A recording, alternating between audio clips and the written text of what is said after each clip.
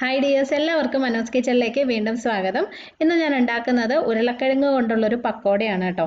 വൈകിട്ട് ചായയുടെ കൂടെയൊക്കെ നല്ല ചൂടോടുകൂടി കഴിക്കാൻ അടിപൊളി ടേസ്റ്റിലുള്ളൊരു പലഹാരമാണിത്. ഇതിൻ്റെ കൂടെ കഴിക്കാൻ ഒരു ഗ്രീൻ ചട്നിയും കൂടെ ഉണ്ടാക്കുന്നുണ്ട്. ഈ പക്കോടയും ഗ്രീൻ ചട്നിയും നല്ല കോമ്പിനേഷനാണ്. അപ്പോൾ ഇത് രണ്ടും എങ്ങനെയാണ് ഉണ്ടാക്കുന്നത് നമുക്ക് നോക്കാം. ആദ്യം ഈ പക്കോടയ്ക്കായിട്ട് നമുക്കൊരു മാവ് ഉണ്ടാക്കണം. അതിനായിട്ട് ഒരു ബൗളിൽ 1/4 കപ്പ് കടലമാവ് ചേർത്തിട്ടുണ്ട്. ഇതിന് പകരം മൈദ വേണമെങ്കിൽ ഉപയോഗിക്കാം കേട്ടോ. മൈദ ചേർത്താലും നല്ല ടേസ്റ്റിയാണ്. നമ്മൾ ഈ കടലപ്പൊടി വെച്ച് ചെയ്യുന്നേക്കാളും ടേസ്റ്റ് വ്യത്യാസമായിരിക്കും, പക്ഷേ നല്ലതാണ്. അപ്പോൾ ഒന്നുകിൽ 1/4 കപ്പ് കടലപ്പൊടി അല്ലെങ്കിൽ 1/4 കപ്പ് മൈദ, ഏതായാലും കുഴപ്പമില്ല. ഇനി ഇതിനകത്തേക്ക് ഒരു 1/4 കപ്പ് അരിപ്പൊടിയും കൂടി ചേർത്ത് കൊടുക്കാം. നമ്മൾ ഇടിയപ്പത്തിനും പത്തിരിക്കും ഒക്കെ എടുക്കുന്ന തരിയില്ലാത്ത അരിപ്പൊടിയാണ്. വറുത്തതായാലും വറുക്കാത്തതായാലും കുഴപ്പമില്ല. പിന്നെ ഒരു 1/4 ടീസ്പൂൺ മുതൽ 1/2 ടീസ്പൂൺ വരെ മഞ്ഞൾപ്പൊടി, ഏകദേശം ഒരു 1/4 ടീസ്പൂണോളം മുളക് പൊടി, ഒരു 1/4 ടീസ്പൂൺ കായപ്പൊടി.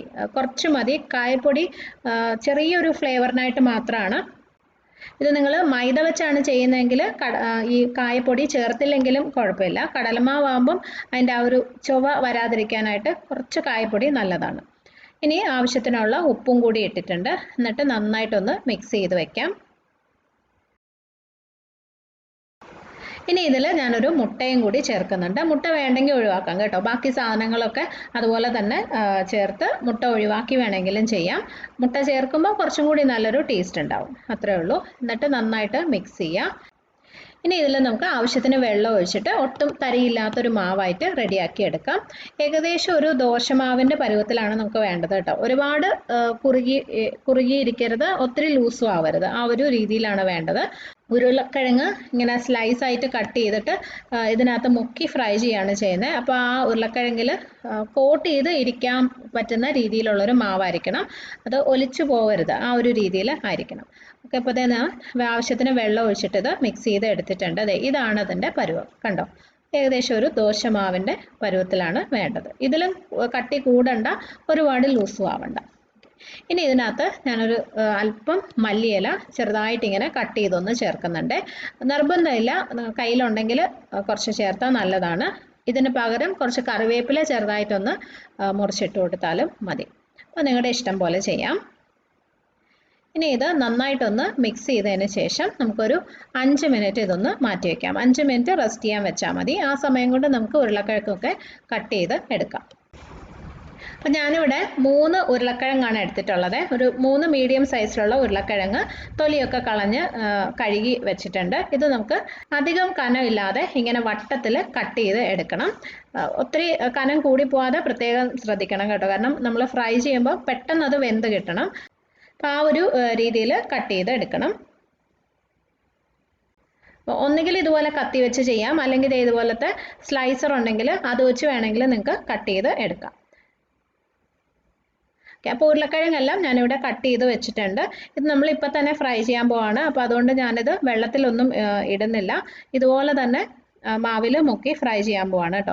അഥവാ നിങ്ങൾ കുറച്ച് സമയം മുന്നേ ഉരുളക്കിഴങ്ങ് കട്ട് ചെയ്ത് വെക്കുവാണെങ്കിൽ അത് വെള്ളത്തിലിടണം. പക്ഷെ ഒരു കാര്യം ശ്രദ്ധിക്കുക, വെള്ളത്തിൽ നിന്ന് എടുക്കുന്ന സമയത്ത് നന്നായിട്ട് ഡ്രൈ ആക്കണം. ഒരു തുണിയോ ടിഷ്യൂ പേപ്പറോ എന്തെങ്കിലും വെച്ച് ആ ഉരുളക്കിഴങ്ങ് നല്ലോണം ആ ഈർപ്പമൊക്കെ മാറ്റിയിട്ട് വേണം പിന്നെ നമ്മൾ ഉണ്ടാക്കി വെച്ചിരിക്കുന്ന മാവിൽ മുക്കി ഫ്രൈ ചെയ്യാൻ. അല്ലെങ്കിൽ ആ മാവ് നന്നായിട്ട് ഇതിനകത്ത് കോട്ടായി ഇരിക്കത്തില്ല. ഫ്രൈ ചെയ്യുന്ന സമയത്ത് അതെല്ലാം പുറത്തേക്ക് ഒലിച്ചു പോകും. അത് പ്രത്യേകം ശ്രദ്ധിക്കണം. അപ്പോൾ ഞാനിവിടെ ഒരു പാനിൽ എണ്ണ ചൂടാക്കിയിട്ടുണ്ട്. സൺഫ്ലവർ ഓയിലാണ്. ഒരു മീഡിയം ചൂടാവുന്ന സമയത്ത് നമുക്ക് ഈ ഉരുളക്കിഴങ്ങ് ഇങ്ങനെ മാവിൽ കോട്ട് ചെയ്തിട്ട് എണ്ണയിലോട്ടിട്ട് ഫ്രൈ ചെയ്ത് എടുക്കാം. ഓക്കെ, ഇപ്പോൾ കണ്ടോ, ആ മാവ് അതിനകത്ത് നന്നായിട്ട് കോട്ടായിരിക്കുന്നുണ്ട്, പുറത്തേക്കൊന്നും ഒലിച്ചു പോകുന്നില്ല. അപ്പോൾ ഇതുപോലെ നമുക്ക് എല്ലാം ഫ്രൈ ചെയ്തെടുക്കാം. ഒരു സമയം ഒരു 4-5 എണ്ണം ഇട്ടാൽ മതി കേട്ടോ. അതുപോലെ തന്നെ ഇത് മുങ്ങിക്കിടക്കാൻ ആവശ്യത്തിനുള്ള എണ്ണയിൽ തന്നെ ഫ്രൈ ചെയ്യണം. എന്നാലേ ആ എണ്ണയിലോട്ട് ഇടുമ്പോൾ തന്നെ മുകളിലുള്ള മാവും പെട്ടെന്ന് തന്നെ അങ്ങ് വെന്തിട്ട് അത് കറക്റ്റായിട്ട് അതിനകത്ത് കോട്ട് ചെയ്ത് ഇരിക്കത്തുള്ളൂ.